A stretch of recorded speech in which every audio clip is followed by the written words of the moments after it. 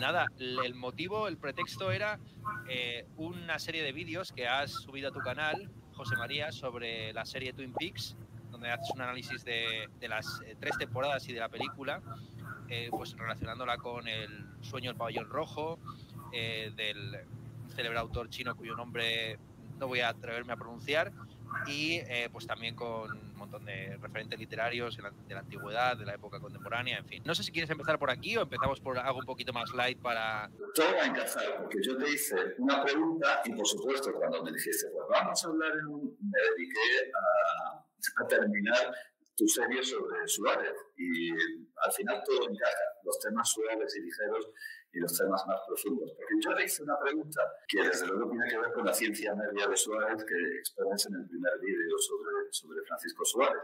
Te hice la pregunta de si había una vía intermedia entre el ser y el no ser, por eso era el lenguaje de galleta de la fortuna, como han acusado algunos críticos a Lynch de expresarse como el papel de una galleta de la fortuna china. Bueno, ahí entra desde luego la China, o tenía algún sentido. Esa fue la pregunta que te hice. ¿Has pensado en la pregunta? Sí, bueno, la respuesta efectivamente se encuentra más o menos ahí en esa clase de Suárez, porque Suárez piensa que el objeto formal se encuentra a medio camino entre el ser y el no ser. O sea, todo lo que tiene que ver con el deber ser, con el poder ser, con la potencia y la deontología, en principio está ahí a medio camino entre lo que es y lo que no es. O sea, el principio del cambio, básicamente.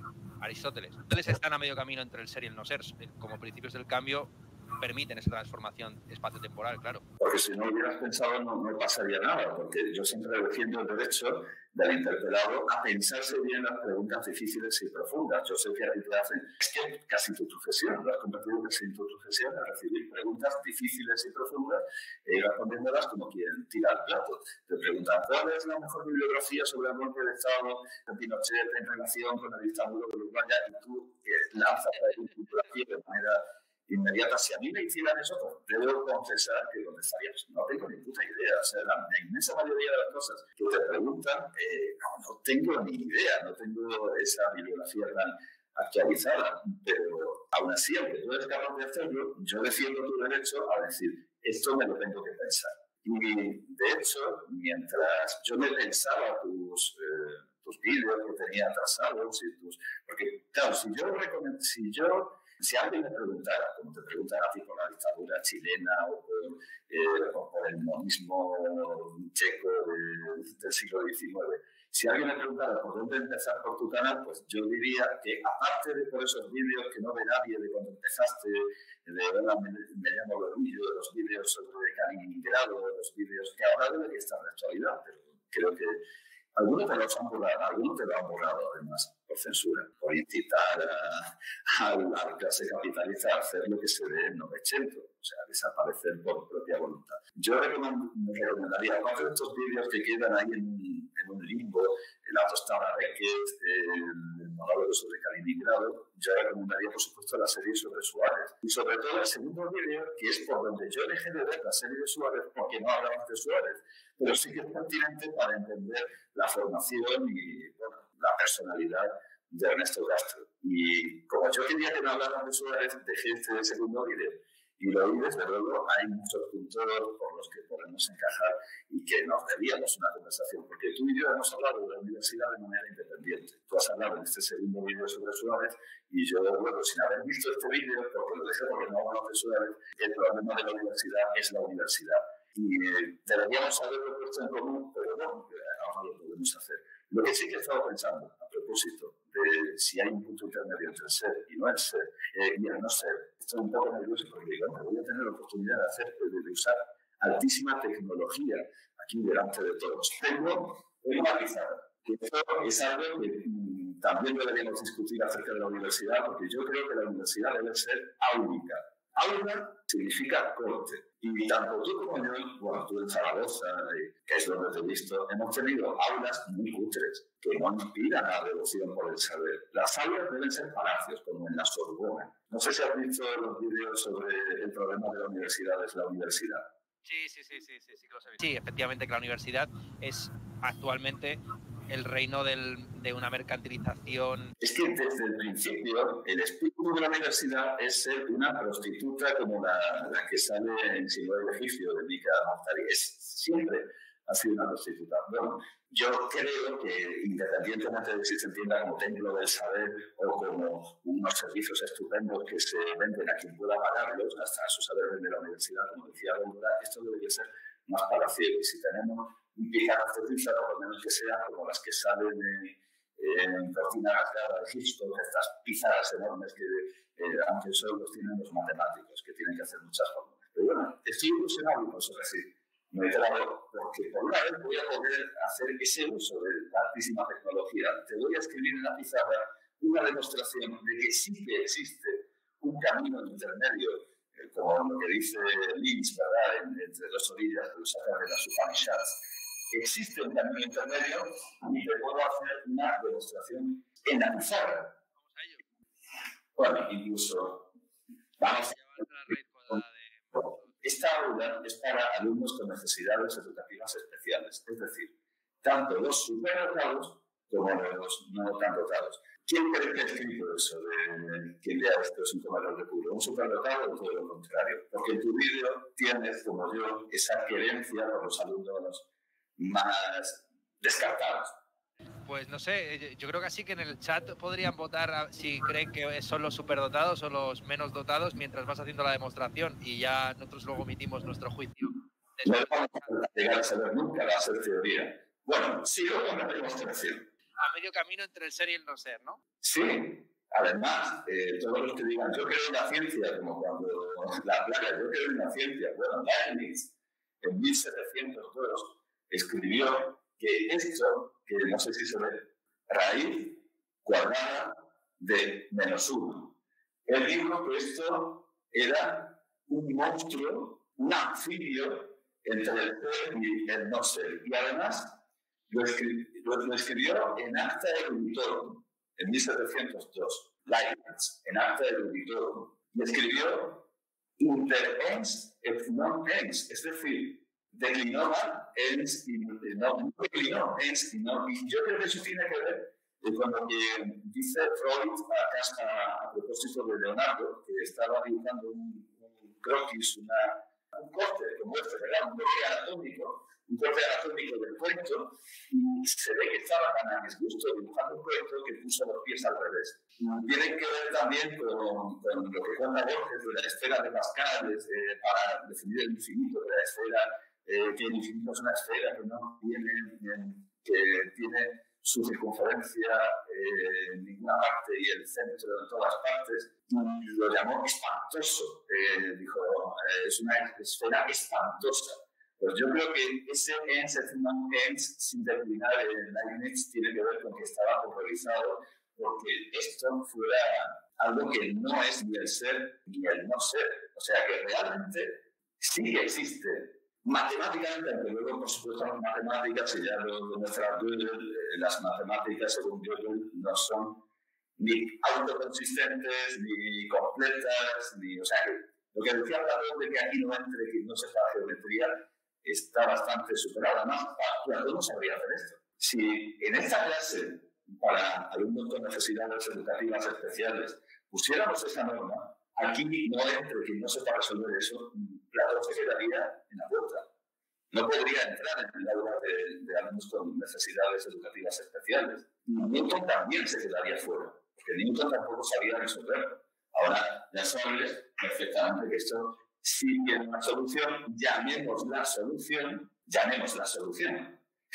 Pero vamos, es casi no tener una solución, pero con otras palabras. Es como cuando vas al médico y te dice lo que tienes, que te lo podrías decir tú mismo, pero te lo dice en griego. Como cuando te dice, tiene usted mucha ración, qué bien, y mucha ración es un parillo, una cosa en forma de granizo, eso te lo puedo decir en castellano. Pero si te lo dice en griego, parece, bueno, y si te lo dice en lenguaje matemático, esto antes se me inventó Euler, lo de llamarlo I, pero la idea de que fuera imaginario es de Descartes o Cartesio o Descartes. A pesar de que es muy contraintuitivo y muy contradictorio, porque Descartes dijo que esto era imaginario, pero al mismo tiempo dijo que no se puede imaginar, que no se puede ver en la imagen. O sea, que, al igual que, no recuerdo si en el discurso del método o en las meditaciones metafísicas dice que tú te puedes imaginar un polígono con una cantidad de lados limitada a partir de ciertos lados,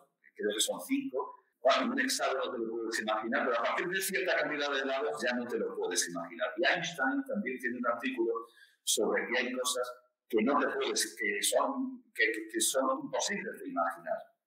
Y esto desde luego es que es imposible de imaginar, pero aún así es el número imaginario. Pero no te lo puedes imaginar, es un poco contradictorio. Entonces, sí, existe algo entre el ser y el no ser, con el sello de calidad de Leibniz. Pues perfecto. Me voy riendo mientras vas haciendo tu demostración, porque aquí van apareciendo los conocidos, pues María Gelpi, que saluda, dice, apellido, solo le falta salir en blanco y negro, bajo con la bata zamorana de Ernesto, qué gusto oíros a los dos. Y también aparece aquí Antonio García Fernández, estoy dando mis clases en la universidad, así que veré este coloquio en diferido. Un saludo para ambos desde Jackson, Tennessee. ¿Quieres responder alguna pregunta aquí del chat que ya te están formulando? Un poco de volumen, porque, aunque no sé si sabré hacerlo, porque lo que me has dicho de María Gelpi he entendido de una manera zamorana. Porque yo voy vestido con este pijama, como si fuera, con este pijama uno a cuadros, que no sé si es efectivamente. Entonces, bueno, quedamos los dos con una estética antigua, tanto por tu sonido. Ya que estamos con cosas variadas, dame, José María, no sé, ¿en qué estás leyendo últimamente? ¿En qué estás investigando? ¿Qué estás escribiendo? Estoy intentando ordenar la biblioteca y quitarme las montañas de libros que tengo encima de la mesa, que desde luego no me diferencian mucho del síndrome de Diógenes. Tú ves el estudio, la casa de Piaget y la casa de Karl Lagerfeld, y ambos eran grandes coleccionistas de libros que los apilaban de una manera en la que era imposible recuperarlos. Y Piaget parece un viejo con síndrome de Diógenes y Karl Lagerfeld un viejo rico, pero en realidad es exactamente lo mismo. Yo estoy intentando quitar libros de encima de la mesa, literatura persa. Por cierto, ¿te resultaron familiares las citas de...? Te acabo de escuchar yo entrecortado, pero si no te he oído mal, lo que me preguntabas es que si me eran familiares las citas. Me pude manejar. Sí, me pude manejar. El libro de la... Mira, lo tengo aquí. El del sueño del pabellón rojo, te voy a por él porque lo tengo aquí a mano. Mira, un segundo. Pues que te decía que el sueño del pabellón rojo yo lo tengo en Kindle, o vamos, pero lo que sí que me compré en físico es el de los mandarines. Ah, muy bien. En la traducción de Laureano Ramírez Bellerín. Eso es, esta que está en Biblioteca Breve. Grandísimo castellano, el de Laureano Ramírez Bellerín. Sí. Y luego el viaje al oeste, las aventuras del Rey Mono, en la edición que está en Siruela, que está la traducción de Enrique Pegatón y Imelda Juan Wang. Está bien. La verdad es que, bueno, estos libros son una mina, ¿no? Son una mina de placer y de conocimiento. No sé, ¿cómo te dio por hacer ese comentario tan largo de Twin Peaks? No me digas que no lo crees necesario, es decir, no me digas que... No, es absolutamente necesario, claro, pero lo que me extraña es que habiendo tantas... O sea, es una de mis series preferidas y me encanta que la hayas analizado con esa minuciosidad, más que nada porque efectivamente es una de las series más perturbadoras y que más bibliografía ha removido en las últimas décadas, sin lugar a dudas.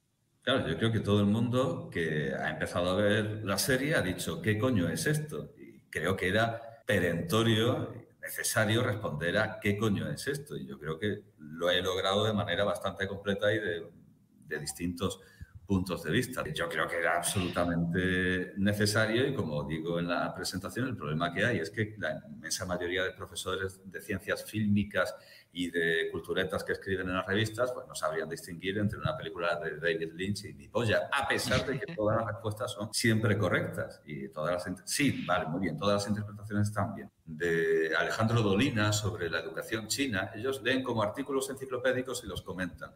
Y tiene una conversación sobre la educación china que además acaban dedicando a aquellos alumnos que se resisten a la educación por todos los medios y a los que les da completamente igual lo que se les quiera enseñar, porque ellos resisten, independientemente de los contenidos que se les vaya a dar, siempre estarán en contra, en las últimas filas, resistiendo. Creo que esos son habitualmente nuestros alumnos y tú confiesas haber sido un alumno de ese tipo. ¿Dices de los que están en contra de los exámenes? Que resisten a ser educados. Bueno, durante mucho tiempo sí. En el fondo, yo tengo que reconocer que he sido muy mal alumno durante muchos años y luego, cuando he empezado a sacar un poco mejores notas, no ha sido por seguir precisamente los librillos recomendados por los profesores, sino por saltármelos. Yo en la universidad lo que hacía era pasarme todo el cuatrimestre leyendo lo que me apetecía y lo que me interesaba, que muchas veces tenía que ver con el temario, porque en ese sentido sí que he sido un estudiante que se ha ido entusiasmando con las asignaturas que la gente considera más aburridas. Pues en la carrera de filosofía, yo que sé, la gente despreciaba en mi época y en mi generación y en mi curso las asignaturas de filosofía analítica. Yo hice un máster de filosofía analítica, empecé con un poco de reticencia hacia esa especialidad, todo el tema de filosofía del lenguaje, filosofía de la ciencia, filosofía de la religión, lógica. Pero bueno, que a mí la ventaja principal era eso, que en filosofía al menos, si uno va leyendo por su cuenta, pues lo que vaya leyendo por tu cuenta de cualquier autor medianamente importante y serio, pues al final va a repercutir en lo que puedes decir sobre filosofía medieval, filosofía antigua, teoría del conocimiento, etcétera, ¿no? Entonces, a ver, a mí me gustaba mucho y yo he tenido mucha mentalidad de examen. O sea, yo reconozco que he tardado muchos años y todavía me cuesta salir de la lógica del estudiante que está ocioso todo el curso hasta que llega el examen y entonces se da el atracón final la última semana de cara al examen. Entonces, pues yo, la forma en la que me preparo mis cursos o que escribo mis libros, reconozco que tengo una cierta herencia negativa de esa visión, pues eso, el curso como algo ocioso hasta el sprint final, que puede ser la última semana, el último mes o el último día. Entonces, ese tema del deadline, de no trabajar todos los días, sino irlo posponiendo y dejando, esto creo que es un efecto es un efecto de cualquier sistema de evaluación por medio de plazos. Lo que yo creo que la ventaja principal de hacer, como hago yo, trabajos prácticos semanales o quincenales, que cada 15 días, es que los alumnos por lo menos se van acostumbrando a tener un deadline, o sea, a ir trabajando, si no cada día, pues sí cada semana o cada 15 días. Eso es el asunto. Yo siempre he sido un buen alumno y siempre he pensado que los exámenes son una estupidez, que no demuestran nada y que una buena prueba es que acaban en la basura. Ya. O sea, ya el simple hecho de que el destino natural de un examen sea acabar en la basura ya debería decirnos algo. Y me doy cuenta de que sea cual sea el medio por el que se llega a cierto conocimiento, el resultado siempre es el mismo. Yo he visto una conversación entre Borges y Ciro Alegría, revolucionario, progresista, Borges, conservador, y al final todos piensan lo mismo. Hay demasiada materia, los exámenes... Al final todo el que llega a un conocimiento real sabe que el sistema tradicional, y realmente es que es tradicional, es un desastre y no funciona. Y algunos de mis alumnos dicen que yo implanto novedades y que tengo un método nuevo, pero es que mi método nuevo tiene unos 2000 años. Sigo sobre todo a Quintiliano y además Quintiliano te cita a César, que estaba descontento con el método de enseñanza de entonces, que es el mismo de... O sea, hemos tenido a César, hemos tenido a Quintiliano, hemos tenido a Borges, hemos tenido a Ciro Alegría, hemos tenido a un montón de gente que se ha dado cuenta a lo largo de los siglos de lo mismo, que esto no funciona, esto de los alumnos aprendiéndose de memoria la lección, cantándola. Y decía César, si estás cantando, cantas mal. Si hablas, estás cantando. Y si estás cantando mal. Pero eso da igual que pasar a César por el mundo. Hay una educación tradicional que se ha mantenido independientemente de todos los modelos. Y yendo a China, date cuenta de que un grandísimo modelo de la cultura china es Tao Yanmin, que decía de sus hijos. ¿Cómo he educado a mis hijos? Pues aquí están mis hijos. No saben ni cómo se llaman. Ese es el modelo, ¿verdad? ¿Y qué pasa en China? Que hay que memorizar y que hay que dar unos exámenes de estado en los que lo que importa es aprenderse cosas de memoria y dejan fuera a un montón de gente muy inteligente, muy brillante, pero que no se ajusta a ese lecho procrústeo. Y no solo Tao Yanmin, antes el propio Confucio. Si es que esto hay que repetirlo y no hay que olvidarlo. Confucio le pregunta a un discípulo, oye, ¿tú crees que a mí lo que me gusta es aprenderme cosas de memoria? Y dice su discípulo, sí, ¿no? No es así, dice Confucio. No es eso, yo lo que quiero es tener una visión general de... Pero es que da igual, hemos tenido un montón de maestros, la humanidad ha tenido miles de maestros, desde los mitológicos, ¿no? Desde Orfeo, hemos tenido a Sócrates, hemos tenido a Jesucristo, Mahoma, Confucio, Julio César, Quintiliano, pero Comenio, es que da igual, hay una especie de enfermedad autoinmune en la educación, consiste en ver siempre lo mismo. Los alumnos en la universidad, si fuera por tus alumnos, ellos querrían que tú llegaras a clase y escribieras la M con la A hace ma. Y eso es lo que les gustaría. Sí, eso sí, lo dice Quintiliano. Los alumnos son reacios a lo nuevo. Y los profesores no quieren estudiar, sino que los alumnos le canten la lección que ya está en el libro. Eso es una enfermedad autoinmune y no es cosa de una educación progresista, de una educación revolucionaria. Todos estamos de acuerdo. Tú y yo estamos de acuerdo, pero es que además estamos de acuerdo con el profesor más comunista que te puedas, más stalinista que te puedas imaginar, y el profesor más de extrema derecha, pero que sepa algo. Sí, no, desde luego, vamos, yo me di cuenta, conforme va pasando los años en la universidad, lo difícil que es plantear a los alumnos cursos que para mí son la base de la llamada investigación. Yo no creo en esta idea de la investigación como el descubrimiento constante. Al final, yo lo que me dedico, como tú bien has dicho, es a estudiar, que es algo que deberíamos dedicarnos los profesores, a ir ampliando la materia de lo que sabemos y que por lo tanto podemos enseñar, o al revés, de aquello que como hemos enseñado creemos saber, porque al final muchas veces la única demostración de que has aprendido algo es que lo puedes enseñar. Y yo muchas veces planteo mis cursos como formas de ir acotando campos que si tuviera que conocer toda la bibliografía con meticulosidad antes de decir una palabra, pues nunca daría un curso sobre nada. Creo que en alguna ocasión te he escuchado en algún vídeo, ¿no? Pues criticar como esta idea un poco del exhibicionismo erudito, del exhibicionismo del conocimiento, que en el fondo el verdadero sabio es aquel que debería estar estudiando tanto tiempo que no tendría tiempo ni decir una palabra acerca de lo que sabe, de lo que ha aprendido. A mí, desde luego, sí que es cierto que los cursos que yo doy, que ya digo que se enfrentan a la resistencia de los alumnos y afortunadamente por ahora la indiferencia del funcionariado, de la burocracia, que sigue un poco el principio de perro no come perro. Si tú no quieres repetir cursos, si tú no quieres sacar tu manual y hacer que los alumnos canten la lección, pues peor para ti, que vas a estar haciendo más trabajo del que te toca.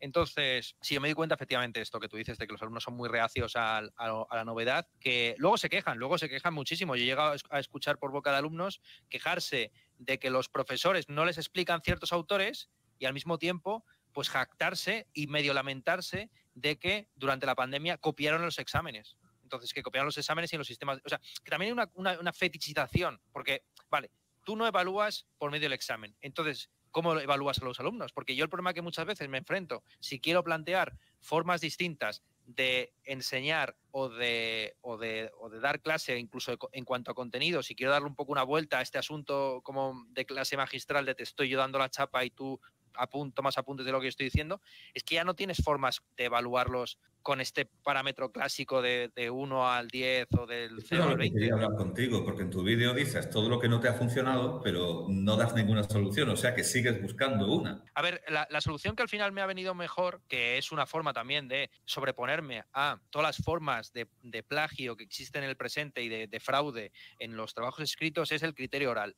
Una persona puede ser más o menos tímida, pero en general lo que se suele dar es que la gente habla mejor de lo que escribe. A poco que estén despiertos y vivos y que sobrepasen la timidez natural en este tipo de entornos, si tú creas un ambiente bueno, la gente es capaz de, sin leer el texto, explicar mínimamente lo que han investigado o hecho. Mis cursos siempre tienen la misma estructura porque creo que es la forma más sencilla de que yo pueda estudiar, pueda afianzar, pueda, como digo, acotar un campo de saber que puedo explicar y que ellos también aprendan y demuestren y que vayan desarrollando ciertas habilidades, sobre todo sociales, que van a necesitar en su desempeño profesional o académico. Entonces, lo que yo hago es muy sencillo. Los últimos cursos que he dado, casi todos están basados sobre un libro o sobre una bibliografía del tipo Las disputaciones metafísicas, los diálogos de Platón, El Quijote, la obra de Joyce o lo que toque. Entonces, se van a ir leyendo los capítulos semana tras semana, van sobre esos capítulos a hacer los alumnos unos trabajos prácticos escritos no muy extensos,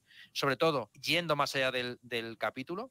Es decir, pues por ejemplo, yo recuerdo un curso que hice sobre Cicerón, en el que tenían que leer el De Oratore y buscar ellos un discurso que a ellos les pareciera interesante y que se ajustara a los criterios que daba Cicerón de un buen discurso. Claro, ahí se veía muy bien quién había buscado en internet buen discurso y traía una chapa de Obama en época o de ahora Greta Thunberg o quien fuera. Eso en época, porque te oigo decir lo de, no sé, a ver si me explico, de eso lo ha sacado del profesor gallego libertario, De paleolibertario. Milán Sobasto, sí. No Lo sé, de en época, no sé. En época... se dice en tiempos, no en época. Bueno, no sé, yo lo en época creo que es de familia, ¿eh? Creo que mi padre también lo dice, sí. Bueno, si es un dialectalismo de donde sea, está autorizado, porque los que no saben, los que no tienen grandes lecturas, son los dueños del idioma, son los que hacen realmente el idioma. Y yo creo que tú y yo preferimos a los alumnos a los que el sistema deja en el cubo de la basura, que te lo dicen ellos, es que esta clase es el cubo de la basura. Digo, hombre, no será, no existe ¿cómo se llama?, el segregacionismo educativo. Y luego ves que un poco sí. Por lo menos no en este instituto, sino en otro en el que estuve. Sí que te dabas cuenta de que un poco de segregacionismo sí, porque metían a todos los que venían de esta aula de necesidades educativas especiales, pero no precisamente superdotados en la misma clase. Y tú y yo creo que preferimos a esos alumnos que, como dice Alejandro Dolina, están ahí resistiendo tenazmente a que se les eduque, sea y no que sea. Porque yo tengo la experiencia de que el alumno que no sabe nada no opone resistencia. O sea, sí, esa resistencia a ser educado. Pero los que están medio lavados, que son los que huelen mal, o sea, porque era lo que decía José Guillermo García Valdecasas, mi rector, que el que no se lava nunca no huele mal. Forma hay una capa de costra, los beduinos en el desierto, y los que se lavan todos los días no huelen mal. Los que huelen mal son los medio lavados. Y entonces en bachillerato y en la universidad tienes un montón de gente medio lavada que protesta porque dice, pues yo he aprobado un montón de cursos y no sé quién es Quintiliano. Y si estás lista, ¿qué hace usted aquí? Sí. No, de hecho, yo prefiero siempre dar clase en primero de carrera antes que en cursos superiores y sobre todo antes que en el máster. Ahora, este cuatrimestre que entra, ahora de febrero a mayo, tengo mi primera asignatura dentro de un máster y mi experiencia de haber dado alguna charla es terrible, porque ya esta gente que está en el máster, claro, tiene un pie dentro de la academia, es decir, que sigue más o menos, pues como lo que hemos dicho, apresada o encarcelada en esta fetiche del número, de la calificación, de los procesos de evaluación, donde lo que más les importa es cuándo tienen que entregar el trabajo, la nota que le vas a poner, etcétera, y el contenido en el fondo les da igual, lo cual, por cierto, es genial para el docente, es decir, cuanto más, efectivamente, como tú dices, cuanto más preocupado está el alumno por cuestiones numerológicas, como la nota que le ponen y si va a aprobar o no, y no tiene como una especie de presunto saber para resistir a lo que tú le estás explicando, mucho mejor ese alumno que el alumno ya presuntamente sabio, y peor aún, los que están en el máster, que se han gastado un dinero que quieren de alguna forma recuperar encontrando un rédito profesional inmediato a lo que le estás enseñando. Entonces, claro, ¿esto para qué sirve? ¿Esto para qué sirve? Ahí empieza, porque todavía cuando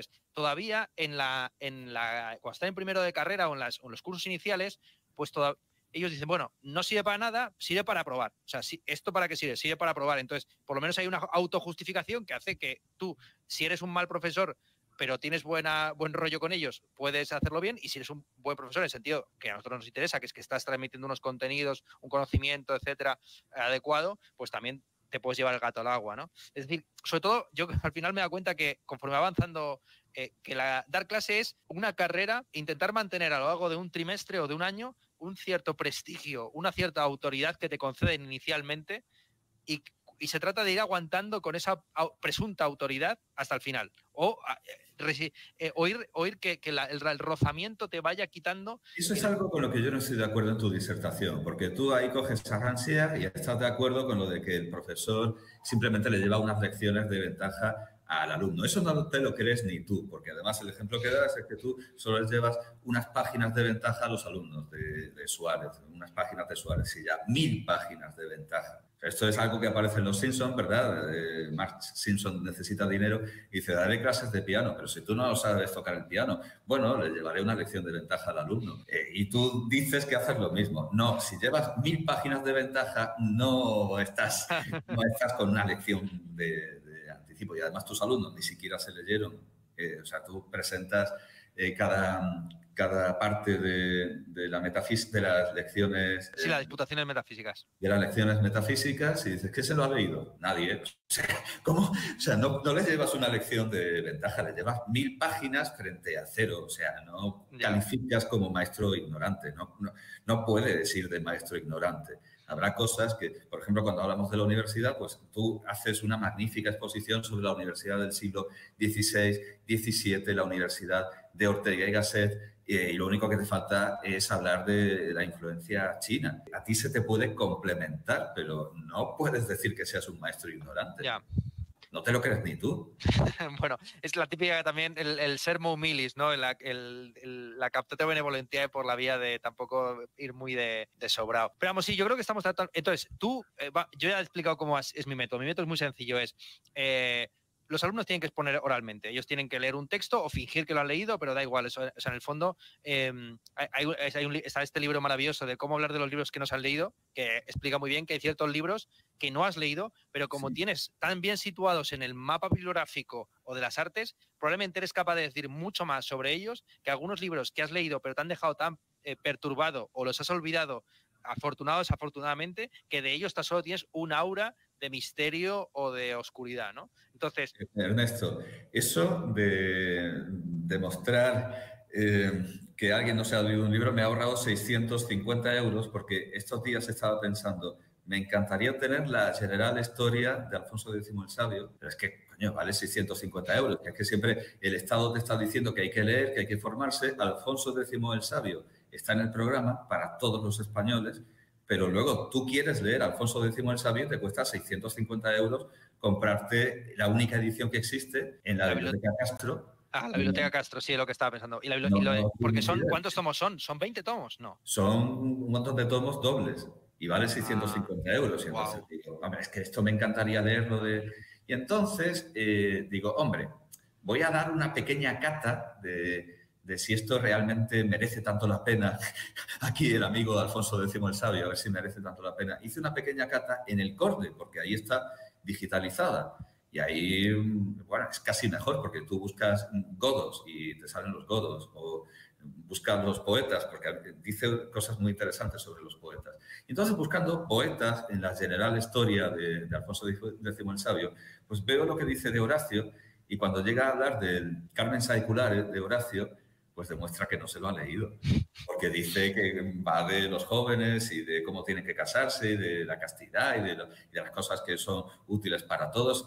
No se lo han leído. A Castilla no ha llegado el Carmen Saeculare y están hablando de él como no me merece la pena gastarme 650 euros en un señor que no se ha leído los libros que comenta, y lo mismo vale para las clases. Así que eso de cómo hablar de los libros que no se han leído no me vale. Todo el mundo sabe que el Quijote lo tenemos por ósmosis, y todo el mundo sabe de qué va el Quijote y tal, pero eso no convalida leérselo. Bueno, yo lo que ya digo, para mí la clave está en eso, es decir, tú tienes la obligación de leerte ese libro, hacer un trabajo sobre él o sobre lo que tú crees de lo que trata el libro, luego ya eso y el marrón de tener que presentarlo oralmente. Y para mí ese es el punto donde ChatGPT y todo lo que tú quieras no llega. Y además se nota muchísimo, o sea, hay algunos alumnos que sí y que ya la humillación en clase, que yo no soy de estos profesores que sacan sangre, ¿no? De hecho, procuro siempre hacer un feedback positivo, porque como los alumnos tienen libertad, digamos, sobre todo, yo lo que hago es que busquen ejemplos, pues eso, estamos leyendo a Marshall McLuhan, ¿no? Que es el curso último que he dado. Pues que tienen que buscar ejemplos de la aldea global, del fin de la galaxia Gutenberg, y ellos son los que buscan los ejemplos. Entonces, en principio, son cosas que ellos tienen un conocimiento de fondo, no son cosas que se han explicado en clase, sino que son un conocimiento ulterior. Y ahí sí que se produce un aprendizaje. Yo, por ejemplo, hay muchas cosas, sobre todo de moda, que no tenía ni idea, de Balenciaga y no sé qué, que los chavales están bastante puestos últimamente, que me he ido enterando por medio de las exposiciones orales, ¿no? Entonces... Pero un momento, tú eres un profesor benévolo, pero no un alumno benévolo, porque a ti y a tu padre os he oído la costumbre de repelar al profesor o pegar. Sí, claro, sí.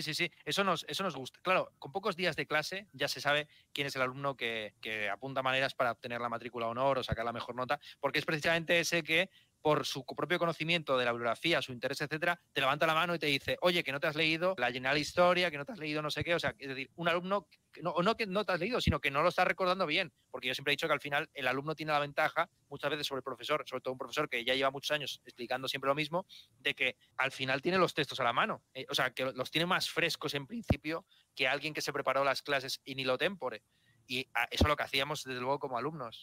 Sí, precisamente por ese motivo, a veces voy de oyente a clases de otros profesores y últimamente me he quitado ya, evidentemente, ya con la edad que tengo, me he quitado de ese placer viejo de pasarle la lija al La profesor. lija, eso era. Eso era lo que usaba tu padre, sí. Ese era el término que usaba tu padre. La lija. Lijar a los profesores. Pues sí, cuéntanos, ¿cómo evalúas tú a tus alumnos?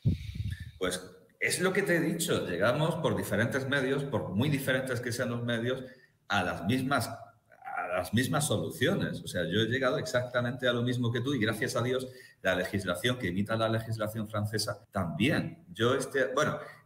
Antes quería decirte una cosa sobre el público. Te voy a poner un ejemplo. Yo he puesto en segundo de ESPA, segundo de Educación Secundaria para Personas Adultas, que es un curso que se nutre del fracaso escolar. Eso existe gracias a que existe el fracaso escolar. Gente que no ha terminado su escolarización.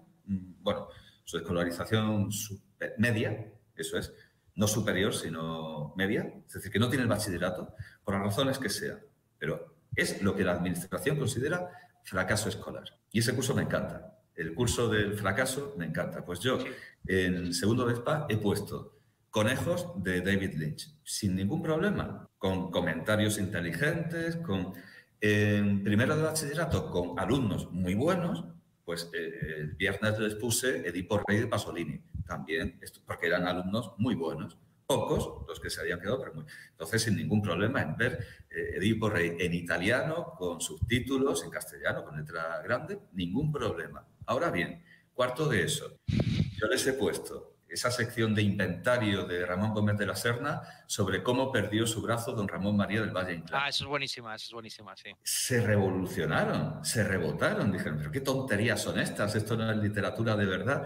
O sea, porque estaban medio lavados, porque se creían muy listos. O sea, es que es eso. A los de segundo de ESPA, que no saben nada, les pones una película de David Lynch, les pones una película de Eisenstein muda, bien, muy bien, lo ven como algo normal, sin ningún problema. Alumnos muy, muy buenos. Les pones Pasolini, les pones Fellini, también les gusta.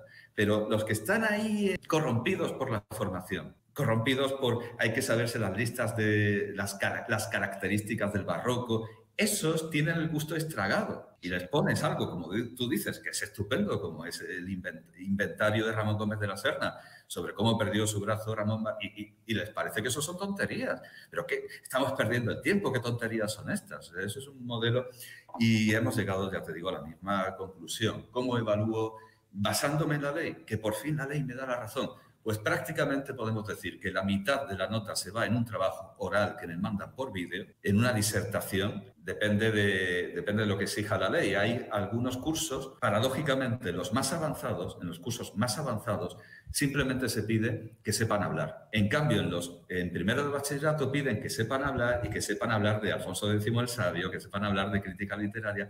Está invertido, es una pirámide invertida. Entonces, los de segundo de bachillerato dan una disertación sobre un tema libre o sobre el valor de la enseñanza y voy profundizando en las cuestiones. Y los de primero, pues se leen un cuento. Este curso se han leído un cuento de Emilia Pardo Bazán, cada uno distinto, y me han hecho una disertación oral comentando el vocabulario, lo que han aprendido, lo que no han entendido, y luego hay examen escrito, porque aunque yo deteste el examen escrito, si confiamos toda la nota a un trabajo, es imposible garantizar que no esté copiado, y el examen escrito que tristemente considero necesario, porque no se me ocurre una idea mejor, es llevarte a un señor a un rincón con un lápiz y un bolígrafo y ver lo que tiene en la cabeza. Porque si luego en el examen resulta que no se parece en nada a la gran y magna disertación, a la brillantísima disertación que ha hecho, pues a lo mejor hay gente que escribe peor que habla y gente que habla peor que escribe. Claro. Pero si ves que el estilo no coincide... Sí, es cierto. Bueno, cambiamos de tema, un tema que quería sacarte y que afortunadamente un comentarista ha preguntado por ello. Su nombre es 3C seguidas, CCC, pues dice, espero que no suene mal. ¿Pero como la sigla de la Unión Soviética o qué? Sí, un poco sí, efectivamente. Dice, espero que no suene mal, pero ¿por qué los librepensadores... Con asterisco, librepensadores, entre comillas, como Bellido, no publican libros? La autoexigente, bueno, dice, aquí ya está mal escrito, pero algo así como si le aterra la autoexigencia, algo así, como si la autoexigencia te estuviera impidiendo publicar libros. Esto es algo que yo quería hablar contigo porque yo te llevo intentando convencer desde hace años que saquemos algún libro. De hecho, nuestros buenos amigos de Mallorca que montaron el curso de la edad de plástico, pues hicieron una compilación de algunos de los textos de tu blog que me pidieron un prólogo. Yo estaba aquellos días hasta arriba de trabajo y no pude hacerlo, pero es una iniciativa que llevamos varias personas por varias vías queriendo, en fin, que tú saques algún texto con además todo lo que escribes, termina mucho de ello recitado en tu canal de YouTube. Cuéntanos, ¿por qué esa reticencia? Tú ya me lo has contado a mí por privado, pero yo quiero debatirlo contigo ahora en público. Sí, ¿por qué motivo esta reticencia a la publicación en formato códice? También decía mucho mi rector, José Guillermo García Valdecasas, que para hacer el ridículo siempre hay tiempo. Es decir, no vas a publicar ahí lo primero que se te ocurra. Bueno, por cierto, hemos cerrado un tema que me importaba mucho debatir contigo. Sí. Y no hemos llegado a ninguna conclusión. Si alguien entre el público conoce algo que pueda sustituir a un examen escrito, que nos lo diga, porque estamos de acuerdo en que el examen no sirve. No. Pero tampoco sabemos qué puede sustituirlo. Borges está muy contento de su manera de tomar examen, que era simplemente que llegaba la alumna generalmente, ¿verdad? Porque en letras siempre hay más mujeres y en ingeniería hay más hombres. Por más medidas que se tomen... No. Cuantas más se toman, de hecho, más siempre lo que se cuenta siempre, que en los países con mayor igualdad es donde mayor diferencia de género en la elección de la profesión. O sea, es en los países con mayor desigualdad de género donde donde hay mayor nivel de mujeres en ingeniería y cosas así. Parece que esos son los estudios que han sacado. Los países con mayor porcentaje de mujeres en medicina es como más intermedio, pero sí, medicina, letras, etcétera, y mayor porcentaje de hombres en matemáticas, ingeniería, ciencias naturales y formales, es en Dinamarca, en Finlandia, en Suecia, todos estos países que son modélicos educativamente hablando. Sí, porque en cuanto pueden hacer lo que les dé la gana, pues no tienen que salvar su vida con la ingeniería del petróleo. Es que también pensamos en países totalitarios, en países de corte maoísta, ¿verdad? En los que, bueno, pues Borges, en una Argentina bastante libre dentro de lo que cabe por el peronismo, endémico del peronismo, que es esa enfermedad autoinmune de Argentina, que no hay manera de... Porque hay peronistas de derechas, peronistas de izquierdas, todo es la vastedad peronista. Bueno, pues Borges recibía a su alumna y le decía, hábleme usted de Jane Austen, hábleme usted del doctor Johnson, y no hacía preguntas, simplemente hablaban. O sea, yo creo que ese es el modelo ideal. Lo único que pasa es que yo no puedo hacerlo por dos razones.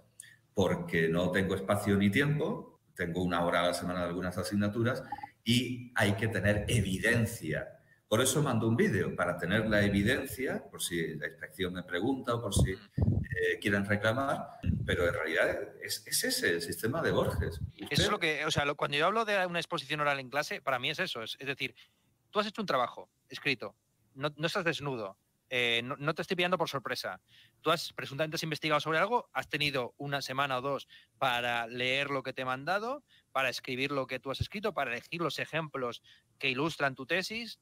Vale, pues ahora, sin leerme esos folios, que yo sé que tú sabes leer en voz alta, explícamelo. Pero explícamelo para que lo entienda yo y para que lo entienda este compañero de aquí, que presuntamente ha leído lo mismo que tú, pero es un trabajo totalmente distinto. Y si puedes relacionar lo que tú estás investigando, lo que tú has buscado, lo que tú has ejemplificado con lo que ha dicho aquel de allí, me demuestras que efectivamente lo sabes y no es tan, en fin, tan azaroso muchas veces como esto que tú dices de poner a un alumno en una esquina para ver qué hace a solas, si es capaz de mantener el nivel. Porque muchas personas, pues la improvisación se les da fatal.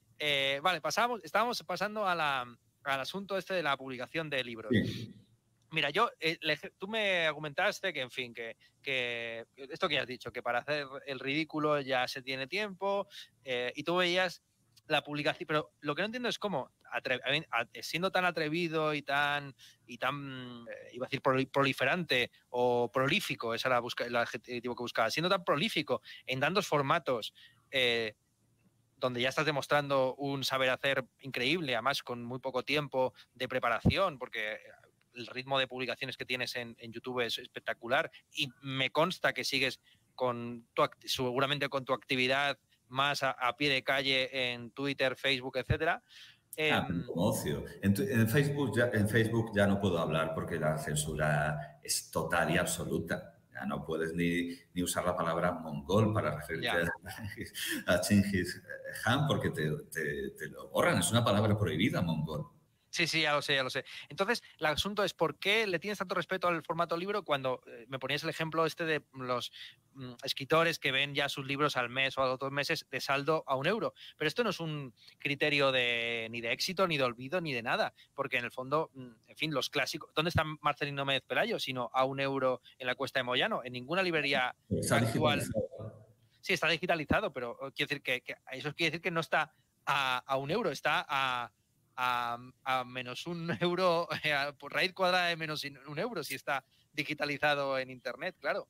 Yo es que tengo voluntad de clásico y yo quiero que todas mis páginas sean útiles y sean importantes y no haya páginas de relleno, que no haya farfolla, que me puedan leer dentro de varios siglos. Y hay que dejar las cosas pulcras y bien hechas. Piensa en Virgilio. Virgilio quería quemar su obra directamente y Kafka también. O sea, no, claro, esto ya es pasarse con el perfeccionismo. Yo quiero dejar algo, que no para que lo quemen, sino algo que se pueda leer en la posteridad. Y además, ya te digo, como, vamos, te lo decía en la carta, que como estoy viendo, que no solo los actores mueren en la indigencia, no solo Whitney Houston acaba entre cartones, o Nadiuska también estuvo un tiempo entre cartones, sino que los escritores también, bueno, en el caso de Amando de Miguel, que decía que estaba en la ruina, que paradójicamente se lo había gastado todo en libros y al final tuvo que vender la biblioteca, lo cual es un poco... Pero vamos, si eso es ya problema de gente de la generación de Amando de Miguel, pues imagínate lo que va a pasar en un mundo en el que todo el mundo tiene un libro. Literalmente, todo el mundo tiene un libro y luego ha decidido pasarse al periodismo o pasarse a espectáculos varios. Y no solo la gente que quiere prosperar y progresar teniendo un libro, sino que todo el mundo, literal, o sea, realmente todo el mundo tiene un libro porque sí. Los youtubers, los futbolistas, Zapatero, Pedro Sánchez, todo el mundo tiene un libro porque es como tener una carrera. Y yo quiero huir de eso y escribir libros que perduren y sobre todo, si se aproximan a mi incapacidad, a mi incapacitación física, pues mejor ser famoso entonces que ahora. Y la fama es algo muy inestable, te lo decía, que el poder es, cuando no te matan, mucho más estable, perdurable y fiable que la fama. Planteaba el caso de Kaganovich, porque Kaganovich, vale, de acuerdo, alguien que es ahí un segundo de Stalin y que dirige con puño de hierro la Unión Soviética, acaba viviendo en una Khrushchevka, en un pisillo cutre con papel pintado. Vale, muy bien, pero podrían haberlo fusilado. O sea, ya es un triunfo que un tío que es el segundo de Stalin viva. O sea, eso ya está muy bien. En cambio, todos los famosos no tienen asegurada la fama. Y muchos de ellos mueren entre cartones. Hubo un documental sobre una anciana sin techo que murió en un cajero y había hecho películas con Paco Rabanne. Entonces, no, si no es tanto, para mí no es tanto, publicar un libro en tu caso no creo que sea tanto una cuestión de fama, aunque yo creo que tus libros podrían tener bastante recorrido y dentro del campo estadístico en el que estamos ahora mismo, yo creo que tú entrarías a barrer y serías bastante exitoso dentro de lo que se puede ser exitoso en España en el ensayo. Claro, sino que sería una gran forma precisamente de condensar, de tenerte asequible, es decir, de evitar, porque ahora mismo o sea, hay un problema evidentemente que es que ya en tu canal, ¿cuántos vídeos puedes tener? 1000 vídeos fácilmente. Claro, entonces, un José María Bellido esencial, provisional, por supuesto. Precisamente, un compendio, pero para compendiar, es que eso lo decía Kessler, me parece, ¿verdad? Una vida vivida y o sea, ¿para qué? Para la síntesis. También como una paráfrasis de lo que decía Sócrates, ¿verdad? Que la vida sin examen, pero sin examen de verdad, no de estos cutres de papeles que van a la basura, sino un examen. Fíjate qué paradójico, ¿verdad? Porque Sócrates, que es como el gran maestro de Occidente, como el Confucio de Europa, pues habla de examen, pero lo entendemos mal, lo del examen. Porque cuando Sócrates habla de examen, no se parece en nada a estos exámenes de los jesuitas o de los chinos. Una vida bien examinada, pues una vida ha de ser sintetizada. Y eso es un trabajo. O sea, escribir un compendio, un buen compendio, que por supuesto que estoy escribiendo y me fijo en problemas como, por ejemplo, problemas del maestro ignorante, ¿verdad? Cómo, si no sabes, cómo puedes reconocer al sabio, al que seguir y al que... Porque es verdaderamente un problema que existe ahora, porque estamos rodeados de maestros de 100 escuelas, de sabios de todo tipo, y aquí en España, con que te desordenes un poco el pelo canoso como Punset o tengas una calva reluciente como este esclavo del sistema. En realidad hay dos calvos que se han sucedido como lacayos del sistema. Uno es Aranguren y otro es... Laporta. Lledó. Lledó. Bueno, yo iba a decir Laporta, que está un poco en el mismo nivel. Laporta, que digo Laporta. No, que digo Laporta. ¿Cómo se llama el entrenador del Barça que luego ahora está entrenando en... Claro, por eso yo me has dicho. Es como cuando tú me hablas de Broncano y yo pienso que es el humorista, que me parece más interesante que el filósofo. Claro. Pero sí, vamos, se llama Laporta, ¿no?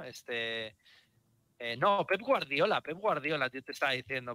¿Hay un filósofo que se llama Guardiola o hay un filósofo que se llama Laporta? ¿O qué? No. Está Pep Guardiola. Claro, cuando he pensado un calvo he dicho Pep Guardiola. Pep Guardiola es un calvo... claro, sí. Que ya es filósofo, o sea, al ser entrenador de fútbol tiene que ser filósofo ya de antemano, ¿no? No va a tener libro Pep Guardiola. Seguro, déjame que busque. No tiene libro. A que Guardiola tiene un libro, me juego lo que sea. ¿Cuál crees que es su título? Vamos a ver. Adivina. ¿El libro de Guardiola? Sí.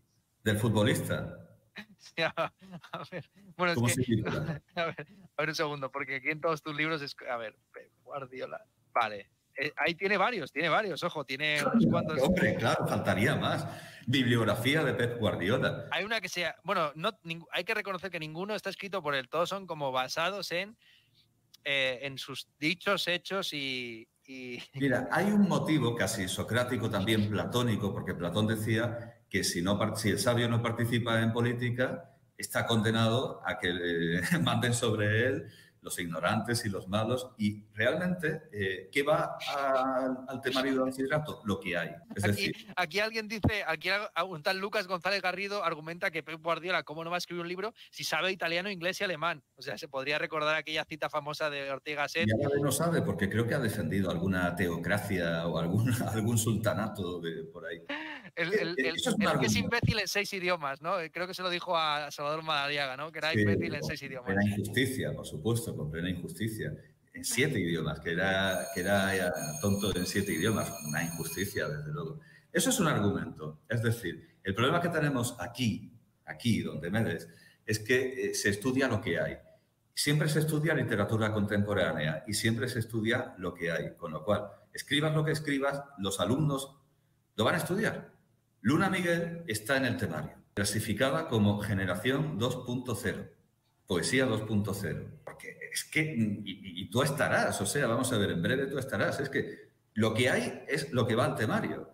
Y si hicieras como yo siempre digo, si tú dejas de dar limosna en el metro, deja de haber numeritos musicales, el cóndor pasa y todo esto. Y en el momento en el que tú dejas de dar dinero, yo casi tendría un ruego antinatalista al estilo de Tolstoy: dejad ya de follar, hombre, dejad de escribir, a ver si tenemos un libro de texto sin autores contemporáneos. Y nuestros alumnos se pueden dedicar a leer a Sor Juana Inés de la Cruz o a Cristina de Pizán o a Boccaccio.